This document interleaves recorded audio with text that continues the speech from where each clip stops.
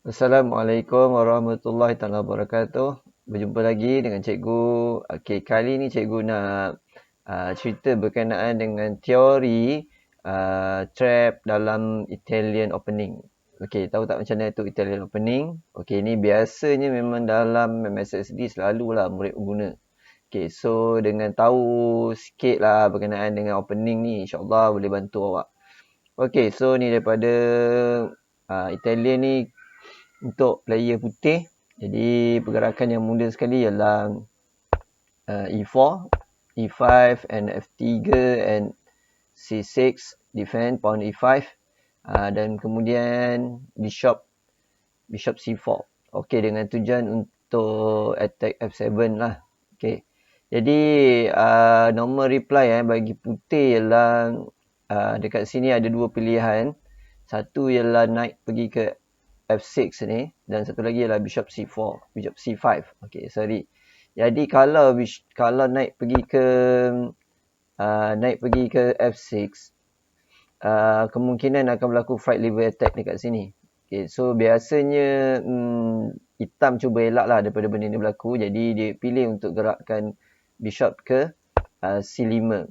Okay, bishop ke C5 ni ada satu opening kalau kita cari dekat YouTube ke dekat internet kan, nama dia ialah Guicho Piano. Tak apalah, itu nama je. Tapi yang penting awak tahu bishop C5 ialah Guicho Piano. So reply untuk putih, memang putih kat sini kalau tengok kan, ada murid dia cuba gerakkan naik ke C3 ni. Okey, tapi sebenarnya opening kalau naik ke C3 ni nampak macam symmetrical. Jadi nanti tak susah untuk buat attacking. Okey. Alright, jadi yang lebih tepat ialah C3. Okey, so soon dia akan naik ke D4. Ini bermulalah attacking kepada hitam. Okey, tapi dekat sini ada dua pilihan lah putih boleh buat. Okey, sama ada nanti naik ke D3, menunggu untuk membuat attack, lebih kepada development dulu, ataupun terus shoot ke D4 terus membuat attacking. Okey, dekat sini hitam biasa ada yang reply H6. Okey, kenapa H6? Sebab dia tak nak naik G5 kemudiannya. Okey, tapi yang normal biasanya ialah naik F6 lah. Okey, tapi ada juga yang buat H6. H6 adalah satu kesilapan lah. Okey, sebab dia tak mengutamakan develop pieces. Okey, kat sini apa yang putih boleh ambil advantage ialah dengan terus mengambil center iaitu D4, dan dekat sini of course lah pawn makan balik. Okey, bishop ni kalau dia undur ke belakang memang sebenarnya akan lebih teruk lah, sebab nanti pawn ni akan ke depan dan terpaksa piece hitam akan ke belakang. Okey, so dia akan teruskan attacking. Dia akan pergi ke B4 membuat check dan kuda dapat develop sambil menutup check. Okey, jadi dekat sini hitam baru nak naik ke F6, tetapi waktu ni dah agak slow lah sebab dua-dua pawn center ni akan ke depan untuk tolak naik ni ke belakang. Okey, jadi sebagai contoh kat sini E5 naik terpaksa undur, ada dua petak saja kat sini. Terpaksa ke depan sebab kalau ke belakang lagi teruk lah kan, dengan tak boleh buat castling nanti. Jadi dia pilih untuk ke E4, naik ke E4 sambil membuat attacking dengan harapan dapat counter balik. Okey, tapi putih dekat sini boleh terus saja castling, tak ada masalah. Bila naik makan naik, pawn makan balik, bishop boleh dapat makan pawn ni free, memanglah putih akan kurang satu pawn. Okey, so sekarang putih dah kurang satu pawn dan hitam memang ancam rook putih, tapi ini tak ada masalah sebab hitam king masih dekat tengah, bishop C4 ni masih attack F7. Jadi kalau hitam tamak waktu ni, memang hitam boleh kena balik punish walaupun dapat rook. Okey, sebagai contoh knight queen ke B3. Memperkuatkan lagi diagonal untuk menyerang F7. Bishop makan rook. Bishop makan F7, check. King lari. Okey. King lari. Bishop check. Bishop H3 check. D6 tutup daripada kena check. Pawn E makan pawn D6. Pawn makan balik. Kemudian bishop undur ke G6 dengan membuat ancaman checkmate dekat F7, letak F7. So queen pergi ke C7 dengan tujuan mengawal petak F7. Tetapi dekat sini ada satu force move, checkmate into, mate into. Boleh jumpa tak? Okay, kalau boleh jumpa, cuba letak dekat komen cikgu. Okay, apa move dia? Okay, alright. Kemudian kita pergi kepada satu lagi, yang mana jalan yang tadi ialah H6 kan, hitam respond. Okey, tapi jalan yang betul memang hitam kena jalan F6. Okey, jadi knight ke F6. Okey, dekat sini putih ada dua option, sama ada D3 ataupun D4. Cikgu tunjuk dulu yang D4.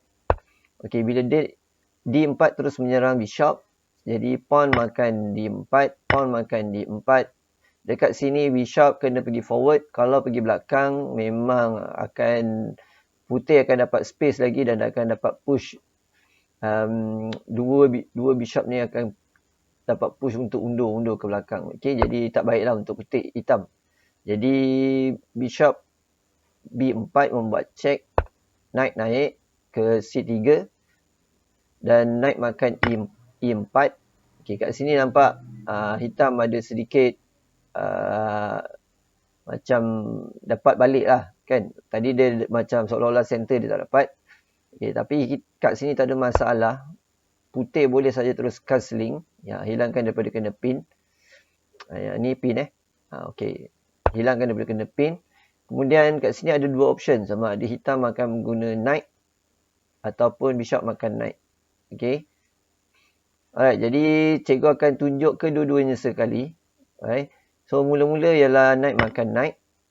Pawn makan knight. Bishop makan C3. Jadi dengan sambil dapat satu pawn ekstra, hitam dapat satu pawn ekstra sambil dapat attack terus rook putih. Okay, macam tadi juga. Kat sini ada satu serangan yang putih boleh buat. Serangan force. Okay, serangan force ni ialah serangan paksa. Okay, iaitu queen pergi ke B3. Mengancam F7. Dan king masih kat tengah. Kalau dia nak castling, kira okey lah. Tapi kalau dia tak nak castling, dia tamak untuk makan rook. Okey, jadi putih boleh terus buat ancaman check. Okey, makan F7. Dekat sini king lari pergi ke F8. King memang tak boleh lari ke depan sebab nanti akan ada ancaman ke atas king, ada skewer, matilah queen ni nanti. Okey, jadi dia masuk ke dalam ke F8. Jadi dekat sini bishop tak boleh pergi sini pergi H3 adalah salah sebab dia akan kena blocking dengan D6. Jadi bishop akan pergi ke G5 mengancam queen. Okey, mengancam queen. Dan queen tak boleh lari kalau perasan. Queen tak boleh lari. Semuanya ada petak dijaga oleh bishop. Jadi caranya ialah tutup dengan kuda. Okey, supaya queen tak mati. Tapi dekat sini rook boleh pergi ke E1, ke E1 mengancam pieces kuda ni. So kalau dia lari, queen mati. Okey, dekat position ni nampak putih memang betul-betul advantage lah. Okey.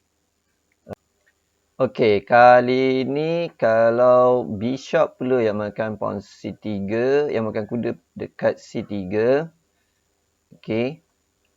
Tapi sebelum tu, ya betul, putih kereta castling dulu. Kemudian dekat sini hitam akan dapat lagi satu extra pawn, iaitu dengan bishop makan knight di C3. Dekat sini kalau putih ada dua option. Yang pertama, dia boleh terus gerakkan ke pawn ke D5, mengancam kuda, dan juga dalam masa yang sama pawn mengancam bishop. Okey, dalam position ni kalau kita perhatikan, putih akan dapat salah satu minor pieces hitam. So dekat sini agak susah lah hitam untuk dapat balik, walaupun dia lebih 2 pawn, dia lebih 1 pawn, tapi dia susah untuk agak teruskan permainan. Okey, tapi cikgu nak beritahu lah, dalam position ni dekat engine nampak macam hitam advantage, tapi sebenarnya kalau human punya fikiran memang susah lah. Okay. So satu lagi option, putih boleh juga makan bishop dekat C3, kuda makan pawn dekat C3. Okay, dekat sini nampak hitam dah dapat extra 2 pawn, tetapi dekat sini ada satu move fork, iaitu queen pergi ke E1 mengancam king dan juga mengancam kuda. So salah satu pieces akan makan, akan advantage dekat akan putih akan dapat kuda tak lama lagi. Okay, so dekat sini memang nampak advantage besar untuk putih dengan 7.2. Okey, jadi so putih boleh pilih lah sama ada untuk teruskan ke D4, ke D5, ataupun untuk makan bishop ni. Okey, so ada dua option dekat sini. Alright, dan selepas ni kita akan teruskan dengan dengan naik naik pawn ni ke D3.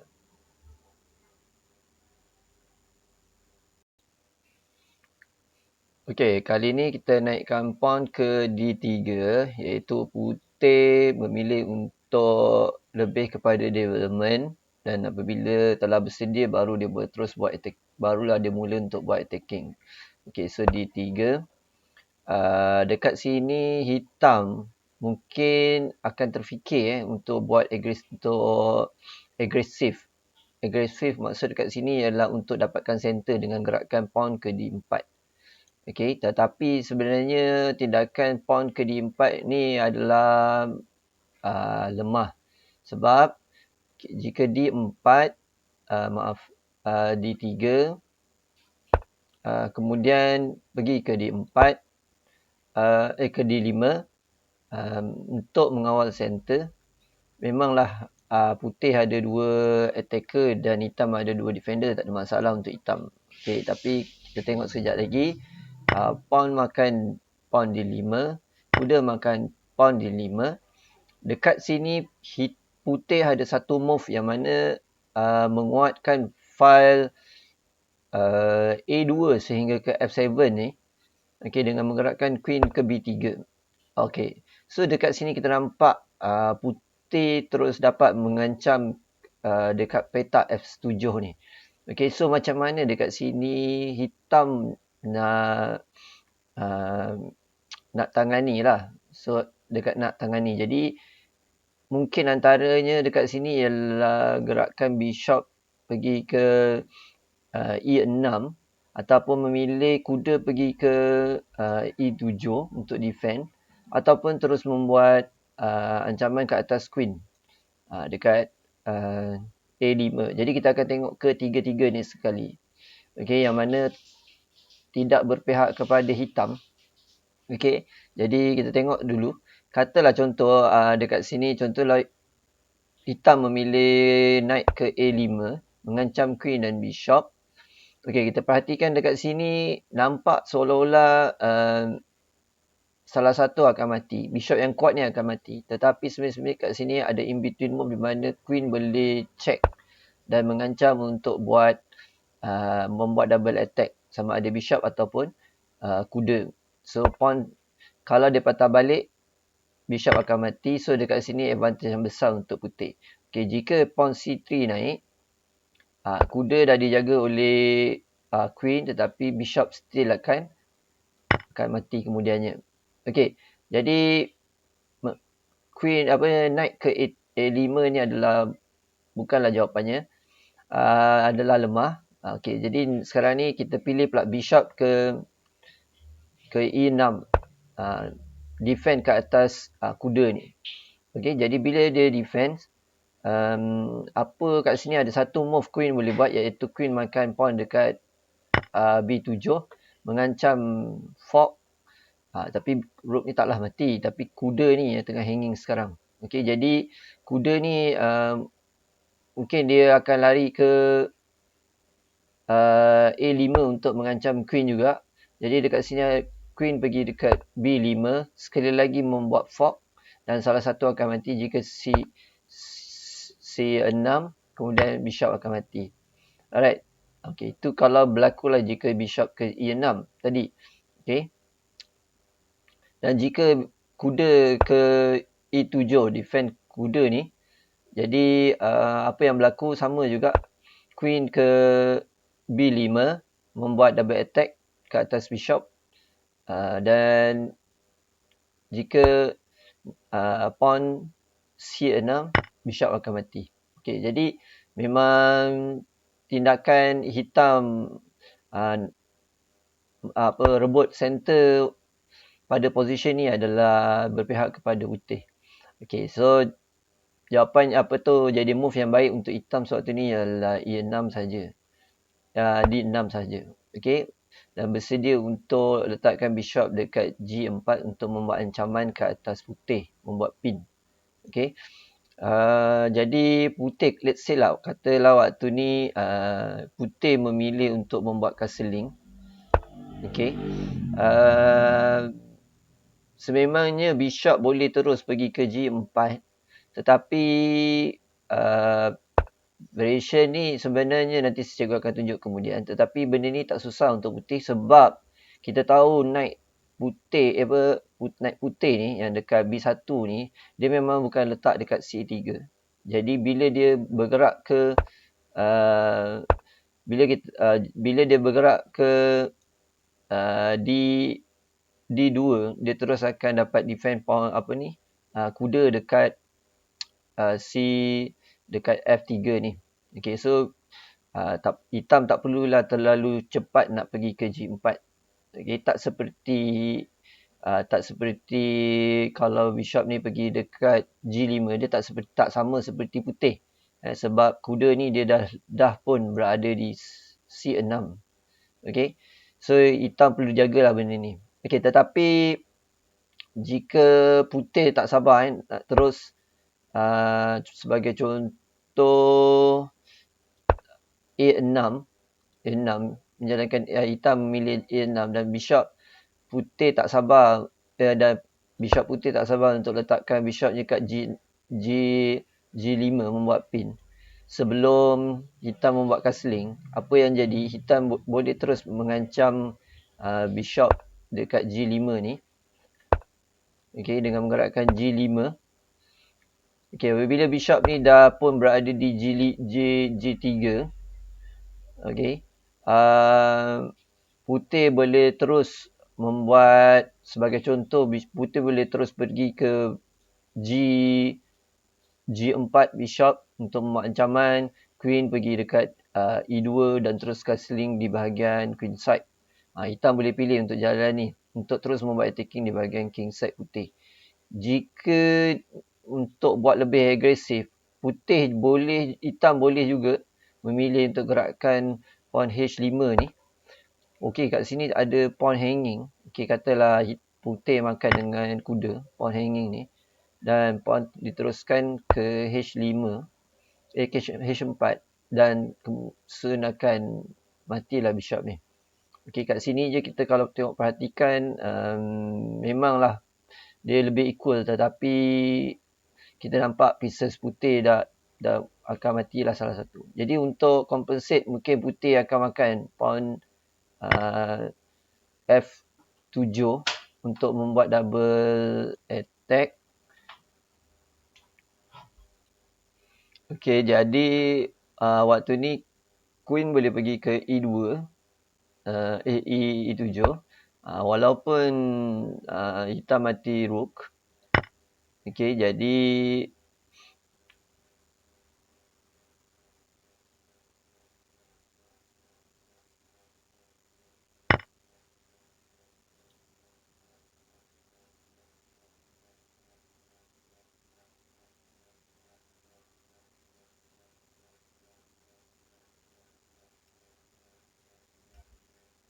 Bishop in an ambush is doing a great job controlling these long diagonals so that white's f-pawn can never move. It is pinned down to the king by that bishop, which is a key piece for the black's attack.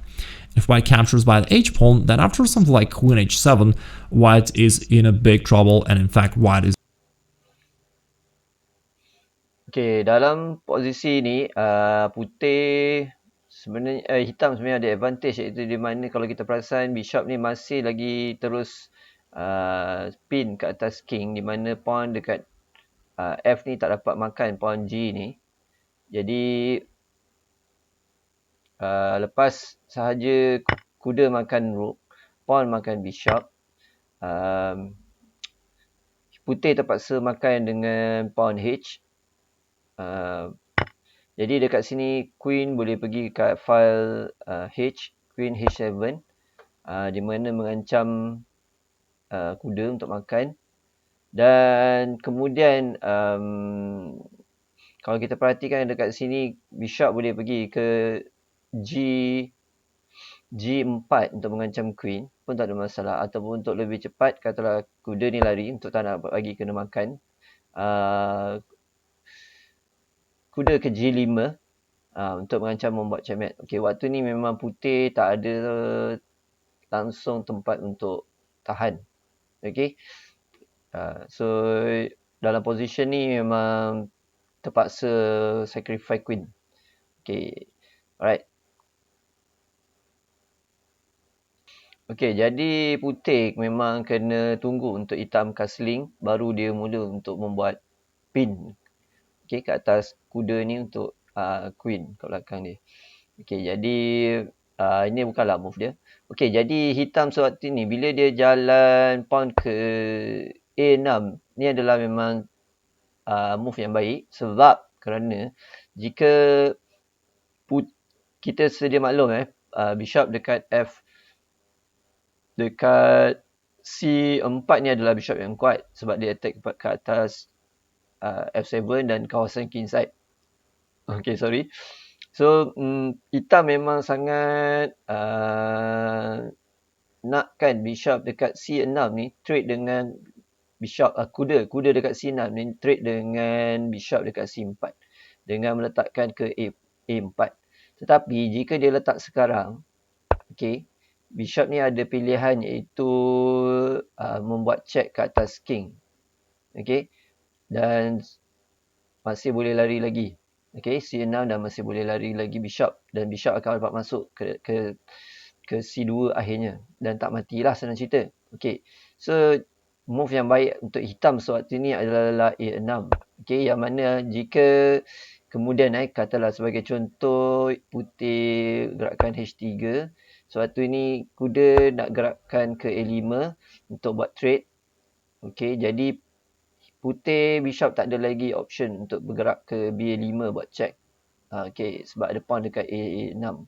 Jadi tak nak dia memang terpaksa buat, putih tak ada option, dia kena trade. Petak ni pun kuda hitam ada jaga. Okey. Jadi satu lagi kebaikan A6 adalah kita tahu bishop ni pun juga kuat untuk hitam. Jadi dia possible untuk diundurkan sehingga H7, A7.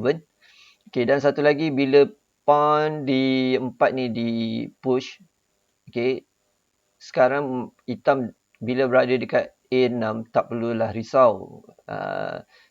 Jadi tak perlu risaulah sebab bishop ni dah tak ada kat sini. Okey. So dekat sini putih ada option sama ada kalau dia nak kekalkan bishop ni dekat diagonal ni, diagonal light square ni, dia boleh gerakkan pawn ke A4.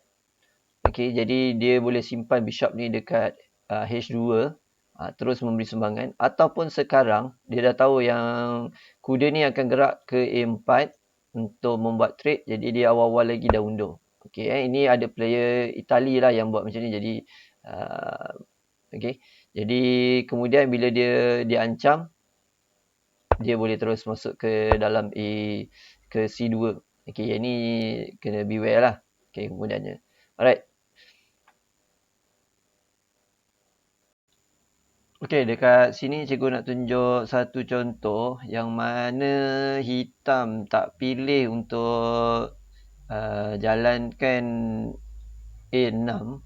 Dia tak pilih untuk jalankan A6, tapi dia pilih untuk terus buat pin ke atas putih, ke atas kuda, iaitu bishop G4. Dekat sini adalah satu kesilapan. Tapi yang sebelum cikgu teruskan cerita ni, cikgu nak beritahu yang mana master tak ada pun pergi terus buat pin waktu ni. Tak ada pun yang terus akan buat pin ke G4, yang mana mereka lebih kepada gerakan A6, rancang untuk trade bishop, dan kemudian akan bergerak ke bishop ni akan bergerak ke E6 untuk membuat terus ajak untuk tukar, macam tu lah. Okey, jadi ataupun tak naik trade 6 terus ajak tukar. Okey. Alright. Jadi jika hitam kat sini, jika hitam terus untuk membuat pin, so putih ada advantage yang boleh diambil, iaitu dia gerakkan naik ke D2. Kemudian jika hitam pilih untuk castling sewaktu ni, putih boleh terus ancam bishop undur. Kemudian kita sedia maklum kuda pergi ke D2 ni sebenarnya tujuan dia adalah untuk bergerak sehingga ke G3. Okey, dia akan bawa piece dia ke king side. Okey, so kemudian akan boleh mudah untuk putih berbuat attacking di kawasan king side. So kat sini putih akan gerakkan rook ke E1. Seperti kita maklum, jadi sebagai contoh kata waktu ni baru A6 sebab nak buat trade tadi. Kuda hitam terfikir untuk buat trade dua pieces ni. Jadi putih dah sedia maklum. So bishop ni akan pergi ke B3. Kemudian hitam gerakkan sebagai contoh gerakkan ke H6 sebab tak nak kena pin tadi. Alright. Kemudian putih gerakkan ke F1 kuda dan soon akan ke G3. Bishop kemudian hitam extend, sebagai contoh extend pergi ke B5, extend bahagian queen side. Putih gerakkan ke G3, naik ke G3 mengancam bishop undur ke G6. Okey, kemudian kuda pergi ke H4 mengancam kuda. Jika kita perhatikan kat sini, putih ada buat pin ke atas ke atas king, sorry. Alright, jadi kuda memang boleh makan free bishop ni. Okey, sebab pawn F tak boleh makan balik sebab kena pin. Okey, jadi hitam terpaksa undurkan bishop ke H7. Okey, sewaktu ni kuda boleh pergi satu petak yang betul-betul kuat untuk dia, iaitu F5. Kuda ke F5. Okey, jadi kita perhatikan kat sini posisi ni putih dah pun banyak dah mula bergerak di kawasan king side dan soon hitam akan susah. Okey. Jadi hitam biasanya waktu ni akan pergi ke E7 untuk ajak trade kuda dengan kuda. Okey, jadi queen biasanya antara optionnya ialah queen ke F3. Tapi dekat sini, dalam posisi sini, putih boleh terus buat attacking, iaitu makan pawn H6, G makan H6, bishop boleh makan pawn H6 ni. Kalau kita tengok memang putih kurang satu pieces, tetapi sebenarnya advantage waktu ni. Okay, dah slightly advantage waktu ni. So putih boleh terus gerakkan queen ke F3 mengancam kuda ni. Jadi hitam agak susah nak defend. Sebagai contoh, hitam gerakkan king ke G7 untuk defend kuda daripada kena makan. Tapi putih korbankan lagi bishop dia makan pawn dan queen makan kuda membuat check. Kuda tutup pergi ke J6. Queen hitam nak buat trade dengan queen putih tetapi ada in between move. Kuda pergi ke F5 membuat check. King tak dapat patah balik jadi dia bergerak ke H5 dan kemudian G4 terus berlaku checkmate. Okey, so ini salah satu contoh lah yang cikgu cerita tadi yang mana dia bawa pieces dia ke kingside dan akhirnya hitam kena checkmate. Okey, jadi ini adalah kesan daripada tadi hitam terus ingin cepat membuat pin ke atas terus cepat ingin membuat pin ke atas putih ke G4. Alright, so cikgu harap dengan adanya video ni dengan kamu dengar dapatlah kuatkan kamu punya opening untuk Italian. Okay, alright, kita jumpa lagi di sesi akan datang, agak panjang tetapi insyaAllah bermanfaat untuk kamu. Jumpa lagi. Bye. Assalamualaikum.